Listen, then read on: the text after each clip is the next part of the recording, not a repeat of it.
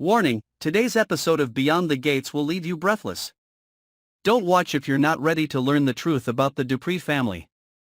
Where lies are fueled by money and secrets can kill a generation. No one in that luxurious room could have imagined that a seemingly ordinary moment would open the door to the abyss of the most terrifying secrets. Nicole, a woman who had lived with a weak and patient appearance for so long, suddenly stood up from the chair by the fireplace, where she had been sitting quietly since the beginning of the evening. There was no warning, no sign to prepare anyone for what was about to happen.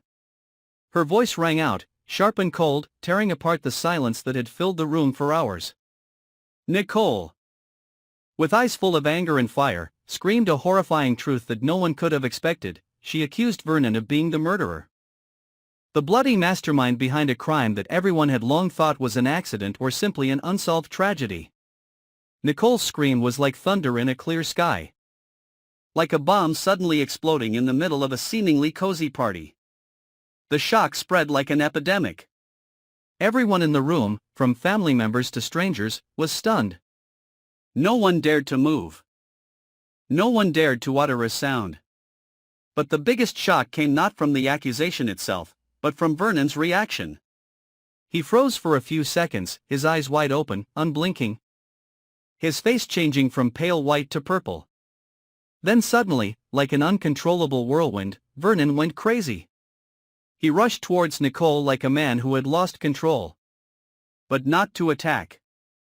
But as if he wanted to deny it with action, to suppress the truth that had just been exposed with unconscious violence. But Vernon's rage and panic did not frighten Nicole, on the contrary. It made her stronger than ever, as if this was the moment she had waited for all those years buried in lies. Anita, the powerful middle-aged woman and pillar of the family, who had always been in control of every situation, was completely disoriented when Nicole's scream rang out. She staggered like a person who had lost her way. Her trembling hands grasping the armrests of a nearby chair as if she had no strength left. Anita's face showed pure fear.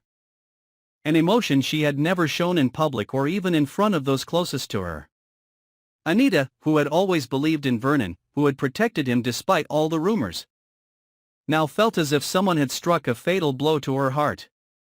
She couldn't believe what she had just heard, but Nicole's eyes left no room for doubt.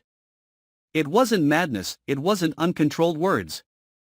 It was the naked truth, the terrible, devastating truth that Nicole had kept hidden, silently endured for a long time, only to now unleash it at the exact moment no one had anticipated. Vernon tried to resist, but the people around him quickly stopped him. Not because they were afraid of Nicole being harmed, but because they recognized in those frantic eyes the signs of a cornered animal. Vernon screamed incoherent sounds, his words broken in his gasps. His eyes bulging as if he wanted to tear apart all the accusations. But it was too late. When the truth was revealed, nothing could make it disappear. No denial could save him from the horrified gazes of everyone, from the eyes that were slowly turning away, from the trust that had shattered like glass thrown onto the hard stone floor. In that moment, Vernon was no longer a gentleman, talented and admired, but a naked murderer, a monster that had just stepped out of the darkness. Nicole continued to stand there, not afraid, not faltering, and not shedding a single tear. In her eyes was pent-up resentment, the strength of a woman who had endured enough, who had crossed the boundary of pain into resistance. Everyone felt it, and little by little, the air in the room was sucked away by the nightmare that was gradually taking shape. Anita no longer had the strength to scream or protest. She could only stare at Vernon, as if she were looking at a stranger.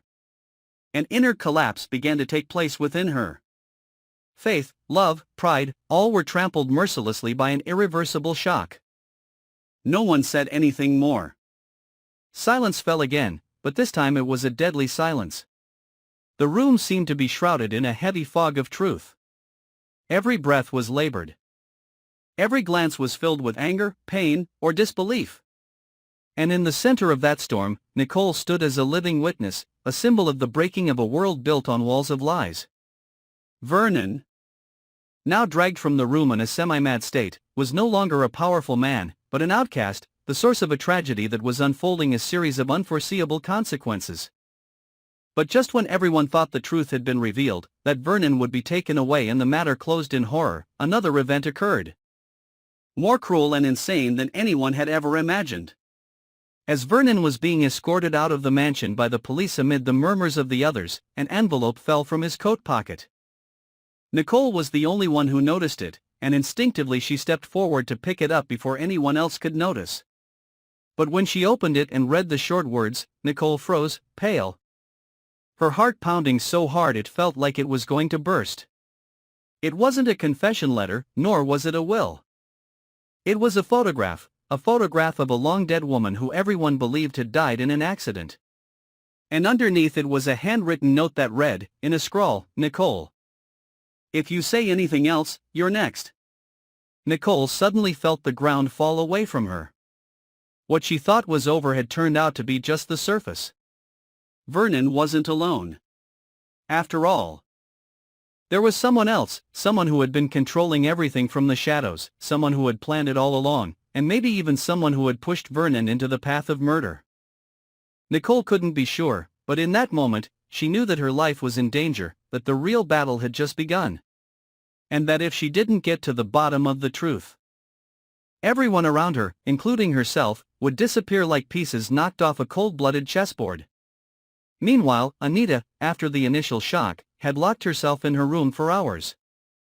But by dawn, she had called her lawyer and ordered a full search of Vernon's assets, asking for a search of all electronic communications and anonymous accounts he had ever used.